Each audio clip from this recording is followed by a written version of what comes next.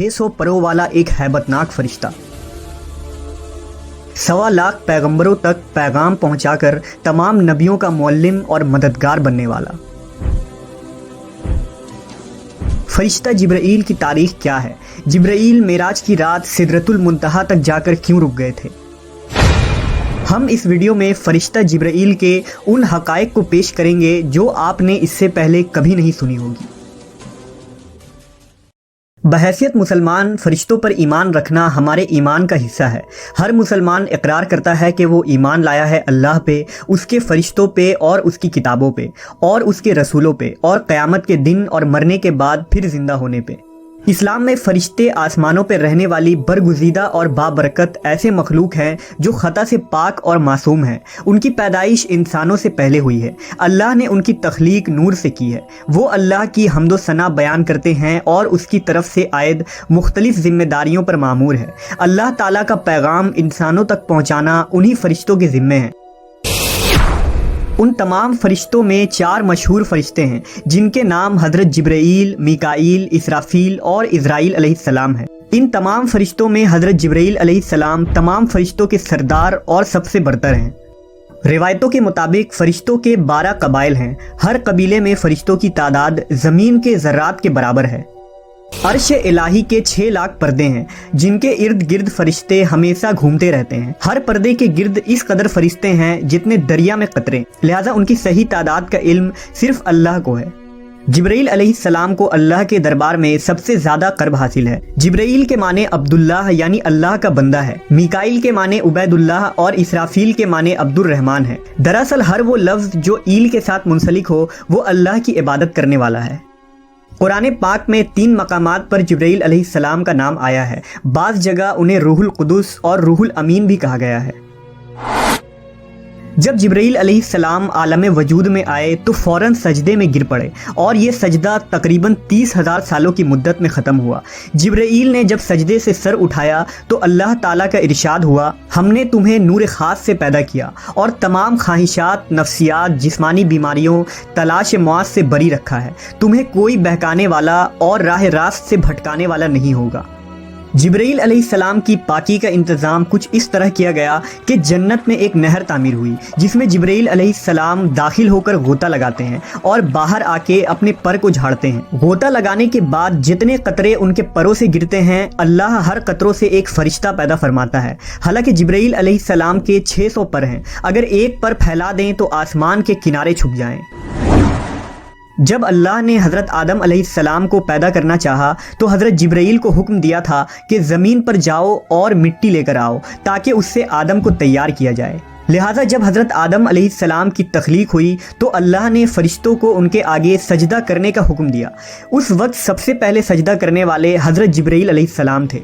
उनके बाद हज़रत मीकाईल, फिर हज़रत इसराफील और फिर हज़रत इज़राइल अलैहिस्सलाम ने सजदा किया। लिहाजा सबसे पहले सजदा करने की वजह से भी हज़रत जिब्राईल अलैहिस्सलाम को आला मकाम हासिल हुआ। हज़रत जिब्राईल को पैगंबरों पर वही नाजिल करने और आजमाइश में उनकी मदद करने के काम पर मामूर फरमाया गया था। हज़रत जिब्राईल आदम अलैहिस्सलाम पर 12 मरतबा नाजिल हुए, हज़रत इदरीस अलैहिस्सलाम पर 4 मरतबा, हज़रत इब्राहीम पर 42 मरतबा, मूसा अलैहिस्सलाम पर 400 मरतबा, ईसा अलैहिस्सलाम पर 13 मरतबा और आखिरी नबी हज़रत मोहम्मद सल्लल्लाहु अलैहि वसल्लम पर 24,000 मरतबा नाजिल हुए। तमाम अंबिया अकराम के सीरत में हज़रत जिब्राईल अलैहिस्सलाम का एक अहम किरदार रहा। जब हज़रत नूह अलैहिस्सलाम ने अजीम तूफ़ान से पहले कश्ती बनाने का इरादा किया तो वो हज़रत जिब्राईल थे जिन्होंने आपको कश्ती बनाना सिखाया।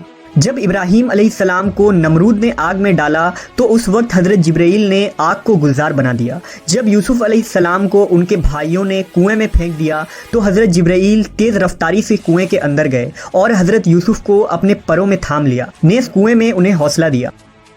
जब जिब्राईल अलैहिस्सलाम लूत अलैहिस्सलाम के यहाँ मेहमान बनकर ठहरे और कौम लूत ने उनके घर का घेराव कर लिया तो हज़रत जिब्राईल ने उन लोगों के मुंह पर अपना पर यूं मारा कि वो सारे लोग अंधे हो गए। उसके बाद कौम लूत के इलाके को अपने परों पर उठा लिया जो 5 शहर पर मुहित था और उन्हें ज़मीन पर पटक दिया। जब ज़िकरिया अलैहिस्सलाम ने अल्लाह से औलाद की दुआ मांगी तो जिब्राईल अलैहिस्सलाम एक खूबसूरत जवान की शक्ल में उनके पास आए और उन्हें एक नेक और सालेह औलाद की खुशरंजी दी। हज़रत ईसा अलैहिस्सलाम की पैदाइश भी जिब्राईल अलैहिस्सलाम के कलमा कुन से हुई। مختصر یہ کہ پیغمبروں کے واقعات میں حضرت جبرائیل علیہ السلام کا ایسا کردار ہے گویا آپ نے دنیا کی تاریخ کو بدل ڈالا۔ تمام نبیوں کے پاس حضرت جبرائیل انسانی شکل میں آتے تھے، لیکن آخری نبی حضرت محمد صلی اللہ علیہ وسلم نے حضرت جبرائیل کو ان کی اصلی حالت میں دیکھا ہے۔ جبرائیل امین اور حضور صلی اللہ علیہ وسلم کی پہلی ملاقات کا واقعہ نہایت ہی دلچسپ ہے۔ دراصل حضور کو تنہائی پسند تھی اور آپ غار حرا میں جا کر عبادت کیا کرتے تھے، لہٰذا ایک دن غار حرا میں آپ عبادت میں مشغول تھے۔ اس اثنا میں آپ صلی اللہ علیہ وسلم کے پاس ایک فرشتہ آیا اور کہا پڑھو۔ آپ نے کہا میں پڑھ نہیں سکتا۔ فرشتے نے آپ کو سختی سے دبا دیا، پھر چھوڑ دیا اور کہا پڑھو۔ حضور نے کہا میں نہیں پڑھ سکتا۔ فرشتے نے دوسری مرتبہ دبایا، پھر چھوڑ دیا اور کہا پڑھو۔ حضور نے کہا میں نہیں پڑھ سکتا۔ تیسری دفعہ اس فرشتے نے آپ کو پھر دبایا اور چھوڑ دیا اور کہا اپنے اس پروردگار کا نام لے کر پڑھو جس نے انسان کو پیدا کیا۔ اس کے بعد آپ صلی اللہ علیہ وسلم گھر واپس آئے۔ آپ کا دل لرز رہا تھا۔ آپ اپنی زوجہ حضرت خدیجہ کے پاس آئے اور کہا مجھے کمبل اڑا دو، لہٰذا انہوں نے آپ کو کمبل اڑا دیا۔ جب آپ کی گھبراہٹ کچھ کم ہوئی تو آپ نے حضرت خدیجہ کو سارا واقعہ بتایا۔ اس کے بعد حضرت خدیجہ آپ صلی اللہ علیہ وسلم کو اپنے چچا زاد بھائی ورقہ بن نوفل کے پاس لے گئیں۔ ورقہ ان لوگوں میں سے تھے جو موحد تھے اور اہل مکہ کے شرک و بت پرستی سے بیزار ہو کر نصرانی ہو گئے تھے، اور انجیل کا عبرانی زبان سے عربی میں ترجمہ بھی کیا تھا۔ وہ بہت بوڑھے اور نابینا ہو چکے تھے۔ حضرت خدیجہ نے ان سے کہا کہ بھائی جان آپ اپنے بھتیجے کی بات سنیے۔ ورقہ بن نوفل نے کہا کہ بتائیے آپ نے کیا دیکھا؟ حضور نے غار حرا کا پورا واقعہ بیان فرما دیا۔ یہ سن کر ورقہ بن نوفل نے کہا یہ تو وہی فرشتہ ہے جس کو اللہ تعالیٰ نے حضرت موسیٰ کے پاس بھیجا تھا۔ پھر ورقہ بن نوفل کہنے لگے کہ کاش میں آپ کے اعلان نبوت کے زمانے میں تندرست و جوان ہوتا، کاش میں اس وقت تک زندہ رہتا جب آپ کی قوم آپ کو مکہ سے باہر نکالے گی۔ یہ سن کر حضور نے فرمایا کہ کیا مکہ والے مجھے مکہ سے نکال دیں گے؟ تو ورقہ نے کہا جی ہاں، جو شخص بھی آپ کی طرح نبوت لے کر آیا لوگ اس کے ساتھ دشمنی پر کمر بستہ ہو گئے۔ وہ فرشتہ حضرت جبرائیل علیہ السلام تھے جو ہمیشہ نبی صلی اللہ علیہ وسلم کے حامی و مددگار بنے۔ نبی کی ہجرت ہو، جنگ بدر ہو، معراج کا سفر ہو یا کوئی اور موقع، ہر مقام پر جبرائیل امین نے نبی صلی اللہ علیہ وسلم کا ساتھ دیا۔ جبرائیل علیہ السلام اکثر ایک خوبصورت نوجوان دہیہ قلبی کی شکل میں آپ کے پاس آتے تھے اور اللہ کا پیغام سناتے تھے۔ ایک مرتبہ نبی صلی اللہ علیہ وسلم نے حضرت جبرائیل سے فرمایا کہ میں چاہتا ہوں کہ تمہاری اصل صورت میں تمہیں دیکھوں۔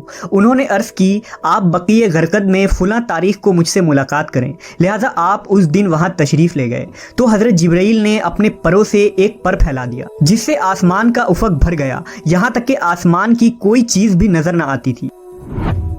ایک روایت کے مطابق ایک مرتبہ رسول اللہ صلی اللہ علیہ وسلم نے حضرت جبرائیل سے پوچھا اے جبرائیل ذرا یہ تو بتائیے کہ آپ کی عمر کتنی ہے؟ حضرت جبرائیل نے آپ کو جواب دیا یا رسول اللہ مجھے اپنی عمر کا صحیح علم تو نہیں ہے، لیکن اتنا یاد ہے کہ ساری کائنات کے پیدا ہونے سے پہلے اللہ کے حجابات میں سے چوتھے پردے میں ایک ستارہ چمکا کرتا تھا، اور وہ ستارہ 70,000 سال کے بعد ایک مرتبہ چمکتا تھا، اور میں نے اپنی زندگی میں وہ ستارہ 72,000 مرتبہ دیکھا ہے۔